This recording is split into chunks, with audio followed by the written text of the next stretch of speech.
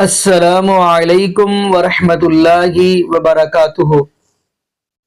اعوذ باللہ من الشیطان الرجیم، بسم اللہ الرحمن الرحیم۔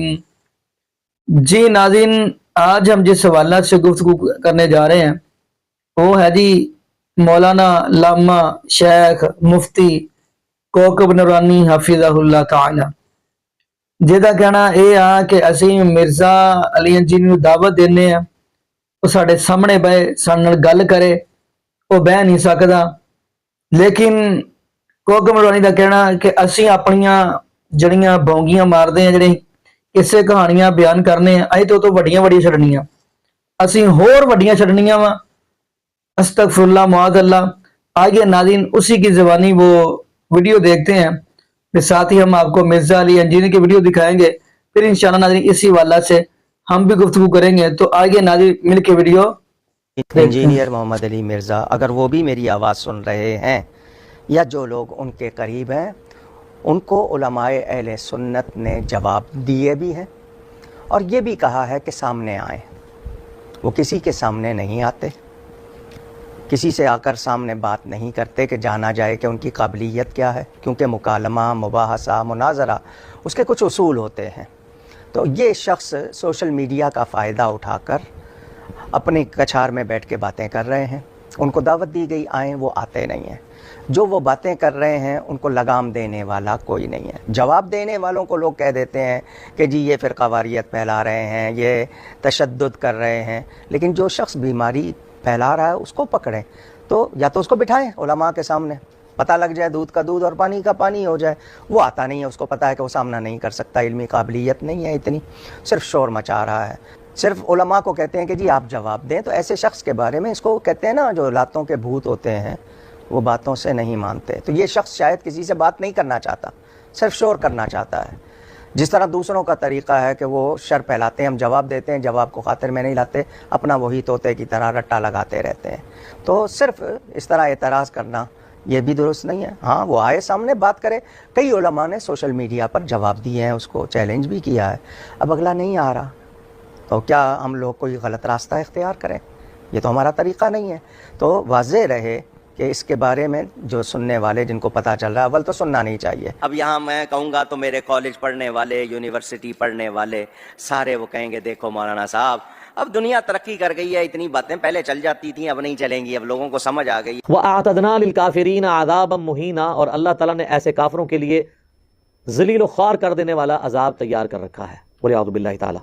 اچھا یہ جب آتا ہے نا والکافرین، لوگ بڑے بے فکر ہو جاتے ہیں، اچھا ہے کافروں کے بارے میں سانوں تو نہیں کیا جا رہا ہے۔ اب کیا کریں جی ہم؟ پنجابی میں تو تراویح سے وی تراویاں بن جاندیاں نے، ان جاہلوں کا کیا کریں؟ تو قرآن میں اور عربی لنگوسٹک میں کفر کا صرف مطلب یہ نہیں ہوتا جو نان مسلم ہم لیتے ہیں۔ کفر کہتے ہیں انکار کو، کفر کہتے ہیں ناشکری کو۔ جو غیر مسلم ہے اس کو ہم کافر کیوں کہتے ہیں؟ کہ اس نے اللہ کے نبی کا انکار کیا۔ مسلمان بھی کافر ہو سکتا ہے۔ کس طرح؟ صحیح مسلم میں حدیث ہے، بندے کے کفر اور ایمان کے درمیان فرق نماز ہے۔ تو اللہ کے فضل سے، بلکہ کہنا چاہیے اللہ کے غضب سے، پاکستان کے مسلمانوں کی اکثریت کافر ہے۔ عقیدے میں ہم مسلمان مانتے ہیں، عملاً کافر ہے کیونکہ نماز چھوڑ رہے ہیں، لیکن ان کو ہم کافر نہیں کہتے۔ کیوں؟ عقیدے میں مسلمان ہیں، ان کے کلمے کا احترام کرتے ہیں، جس طرح صحابہ نے خوارج کے کلمے کا احترام کیا، حالانکہ خوارج صحابہ کو اعلانیہ کافر کہتے تھے۔ یہ ہم نے صحابہ کا فہم لیا ہے کہ اگر کسی میں کوئی کفر کی بات بھی پائی جائے اور وہ آپ کا اہل قبلہ اور اہل کلمہ ہے، آپ اس کی تکفیر نہیں کریں گے، ورنہ دعوت کا دروازہ بند ہو جائے گا۔ ایک بڑا یہ خارجیوں کی اپروچ ہے کہ آپ کلمہ گو کو کافر کہنا شروع کرتے ہیں، جس طرح ہمارے یہاں پہ کئی جماعتیں ہیں جو خوارج والا کام کر رہی ہیں، دوسروں کی تکفیر کرتی ہیں۔ اس ایشو کو سمجھنے کی ضرورت ہے۔ بہرحال عربی میں کفر کہتے ہیں ناشکری کو، انکار کو۔ اچھا غیر مسلم بھی ناشکرا اس لیے ہوتا ہے کہ اس نے اللہ کی دعوت کو قبول نہیں کیا، پیغمبر کی قدر نہیں کی، تو ناشکرا ہے۔ جس اللہ نے اس کو پیدا کیا وہ اس کی عبادت نہیں کرتا، وہ ناشکرا ہے۔ تو اگر ایک کافر اللہ کی عبادت نہ کر کے ناشکرا ہے، تو مسلمان عبادت نہ کر کے شکر گزار ہے؟ اگر آپ مجھ سے پوچھیں تو وہ بڑا مجرم ہے۔ جو بندہ ریگستان میں پیاسا مر جائے اس پہ کم ترس آئے گا آپ کو، لیکن جو دریا کے کنارے پیاسا مر جائے اس پہ زیادہ ترس آئے گا کہ ظالم تجھے پتہ ہی نہیں دریا تیرے سامنے سے گزر رہا تھا، تیرے گھر میں قرآن موجود تھا اور تو شرک پہ مر گیا۔ چلو جس تک قرآن کی دعوت نہیں پہنچی اس کا معاملہ تو اللہ کے سپرد، تو کیوں بدبختی میں مر گیا؟ تو یہ بھی کفر ہے. کفر کہتے ہیں ناشکری کو. لہذا قرآن پڑھتے ہوئے جب بھی یہ ذکر ہے نا کفر کا, تو یہ آپ نے اس کا ترجمے سے فوراً جو ہے وہ ٹرمپ یا مودی کو ذہن میں نہیں لے آنا. اس میں حافظہ اللہ, آیت اللہ, مدہ ذلہ, دامت برکاتہم عالیہ بھی آ رہے ہوں گے, ڈپینڈنگ اپان دا سچویشن. ظاہر ہے جی, ایک بندہ کہتا ہے جی میں عالم دین ہوں, اور آپ اسے کہتے ہیں قرآن میں یہ لکھا ہے, اور وہ کہتا ہے جی جاؤ پہلے ڈگری لے کے آؤ, میں نہیں مانتا تمہاری بات, آپ کے بخاری میں یہ لکھا ہے, آپ کے نہیں مان. میں نے کئی بار ایک واقعہ سنا ہے, ہمارے ایک بھائی انہوں نے حنفیوں کی مسجد میں ایک نماز پڑھی, دیوبندی یا بریلوی کسی ایک مکتب فکر کی مسجد تھی, اور وہ جو امام صاحب تھے نا انہوں نے اپنے ساتھ وہ ایک ڈیسک رکھا ہوا تھا, جس وہ ڈیسک رکھے ہوتے ہیں نا عموماً, جس کے نیچے چھوٹا سا تالا بھی لگا ہوتا ہے, اور اس پہ وہ رکھ کے بچوں کو پڑھاتے ہیں. تو اس ڈیسک کے اوپر انہوں نے مسلم شریف رکھی ہوئی تھی. اچھا مقتدی تو کتنے روب کھا رہے ہوں گے کہ صحیح مسلم پڑھی ہوئی ہے. تو وہ نماز پڑھ کے جب فارغ ہوئے نا, تو انہوں نے امام صاحب سے کہا کہ میں نے آپ سے ایک سوال کرنا ہے کہ ابھی بھی آپ نے جو ہمیں نماز پڑھائی ہے نا وہ اس طریقے کے مطابق نہیں ہے جو آپ کے ڈیسک پہ کتاب رکھی ہے اس کے اندر لکھا ہوا ہے. ہائے ہائے ہائے, چھکا ہے کہ نہیں؟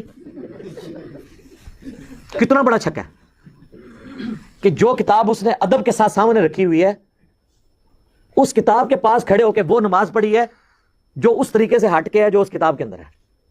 اب اس کا جواب تو یہ ہونا چاہیے کہ بیٹا بتائیں مجھے کہاں میں نے غلطی کی ہے, اور ایڈے ہی سادے ہو تسی, وہ سر فزکس اور میتھ دا پروفیسر ہوتا ہے جہاں کہتا بیٹا دسو غلطی کتنے ہوئی ہے, میں انہیں توبہ کرنا, اور تمہیں اینڈ تے بولے گا تھینک یو, یہ بولے گا تھینک یو. پھر کہتے ہیں عزت نہیں لوگ کرتے. عزت کیوں کریں؟ عزت کیسے کریں؟ آپ کی عزت کرواتے ہیں آپ کی حرکتیں ہیں عزت کروانے والی.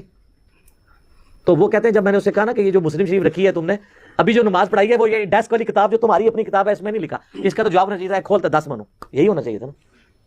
وہ کہتا ہے اس نے جواب نہیں دیا, وہ غصے سے کھڑا ہوا اور اپنے نیچے سے یوں مسلح کھینچا اور کہا آپ کو علماء سے بات کرنے کی تمیز نہیں ہے.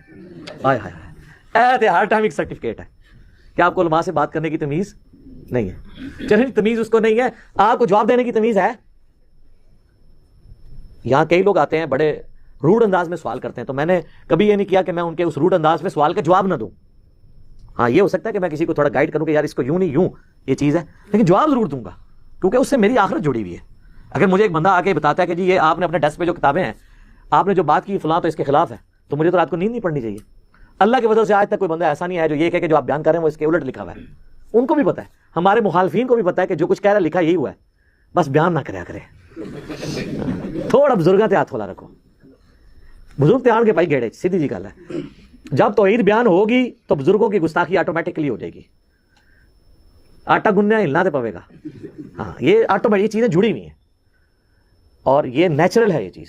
اب دیکھیں اللہ نے توحید بیان کی ہے نا, تو سورہ المائدہ کی آیت نمبر 17 میں آیا ہے, اللہ تعالیٰ فرماتا ہے وہ لوگ کفر کر رہے ہیں جو عیسیٰ ابن مریم کو اللہ کلیم کر رہے ہیں, اور اللہ تعالیٰ فرما رہا ہے کہ کوئی اللہ کا کیا بگاڑ لے گا کہ اگر اللہ عیسیٰ ابن مریم کو, ان کی ماں کو, جتنے زمین میں آباد ہیں ان سب کو موت دے دے, اللہ کا کوئی کیا بگاڑ سکتا ہے؟ تو مجھے بتائیں حضرت عیسیٰ کا کیا قصور تھا؟ عقیدہ بد عقیدگی تو عیسائیوں کی تھی, لیکن اللہ نے کہا بات میں کھول کے بیان کروں گا کہ عیسیٰ کو اگر میں موت دے سکتا ہوں تو وہ رب نہیں ہے, رب میں ہی ہوں. تو رب کو اپنی توحید بیان کرنے کے لیے عیسیٰ ابن مریم کا حوالہ بھی دینا پڑا, جو شاید آپ کی نظر میں گستاخی ہو. اور یہ ہمارے نبی علیہ السلام کے لیے بھی آیا, قل ارائیتم ان اہلکنی اللہ ومن معی, نبی تم فرما دو کہ بالفرض اگر اللہ مجھے ہلاک کر دے اور میرے ساتھیوں کو بھی ہلاک کر دے تو تم کس اکڑ میں ہو کہ اللہ تعالیٰ کے مقابلے میں تمہیں کون اللہ کے عذاب سے بچا سکتا ہے؟ کہ اگر ہم نافرمانی کریں تو ہمیں تو خود ڈر لگتا ہے. قل انی اخاف ان عصیت ربی عذاب یوم عظیم, یہ آیت 3 دفعہ آئی ہے سورۃ الانعام میں, سورہ زمر میں اور سورہ یونس میں. اے نبی تم فرماؤ کہ مجھے بھی اس بات کا ڈر ہے کہ اگر میں نے بھی اپنے رب کی نافرمانی کی, اور یہ سمجھانے کے لیے بالفرض, تو بڑے دن کا عذاب مجھے بھی آ پکڑے گا.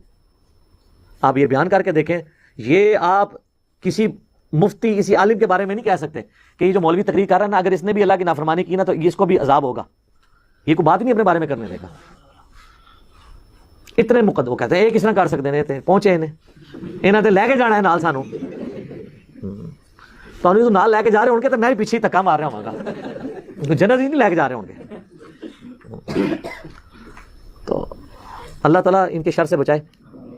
صحیح بخاری میں حدیث ہے کہ جس کے دل میں رائی کے, بخاری مسلم دونوں میں, رائی کے دانے کے برابر بھی تکبر ہوا وہ جنت میں نہیں جائے گا.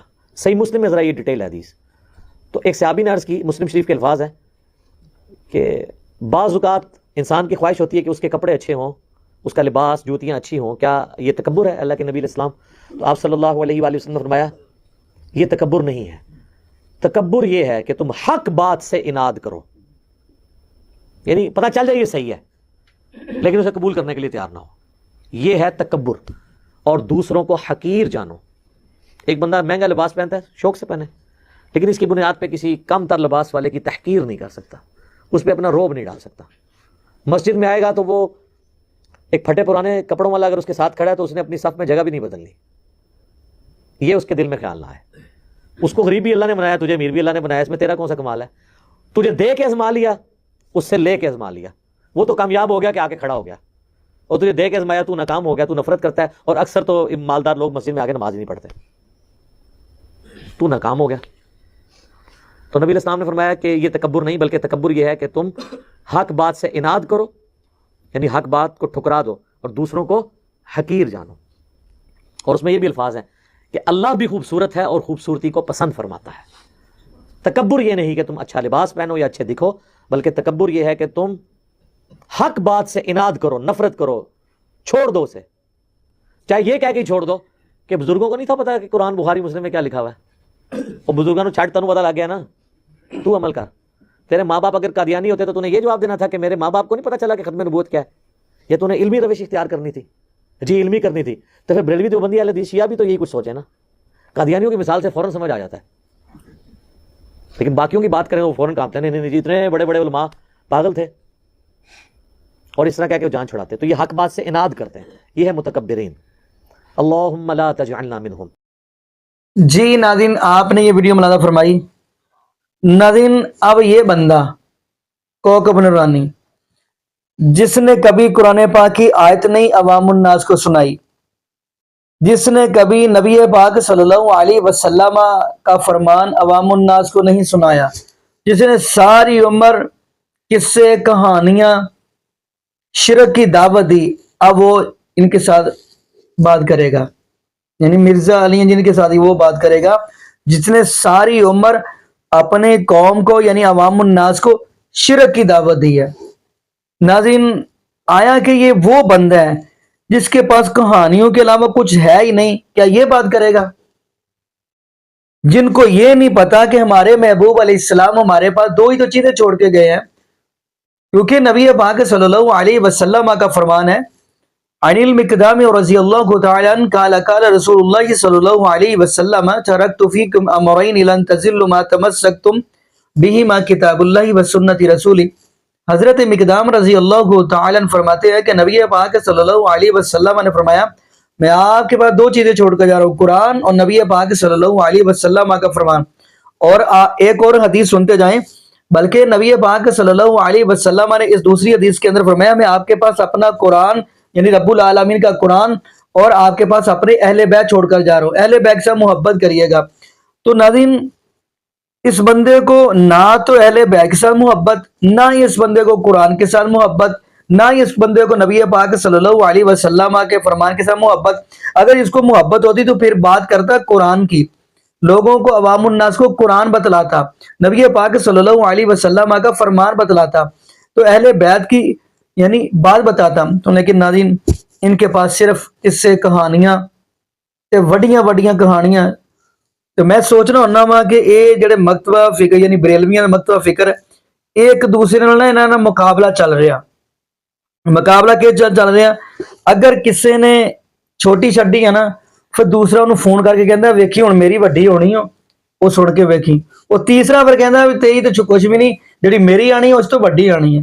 باقی ناظرین دعا کریں اللہ پاک ایسے لوگوں کو سمجھ عطا فرمائے، اور یہ بھی دعا کریں اللہ پاک ہمیں نبی پاک صلی اللہ علیہ وسلم کی شریعت کے مطابق زندگی گزارنے کی توفیق دے، اور اللہ پاک ہمیں 5 وقت کا پکا اور سچا نمازی بنا دے۔ جتنے بھی بے اولاد جوڑے ہیں اللہ پاک سب کو نیک نورینہ صحت تندرستی والی ایمان والی لمبی زندگی والی اولاد عطا فرما دے۔ جزاکم اللہ خیرہ، احسن الجزاء۔ السلام علیکم ورحمۃ اللہ وبرکاتہ۔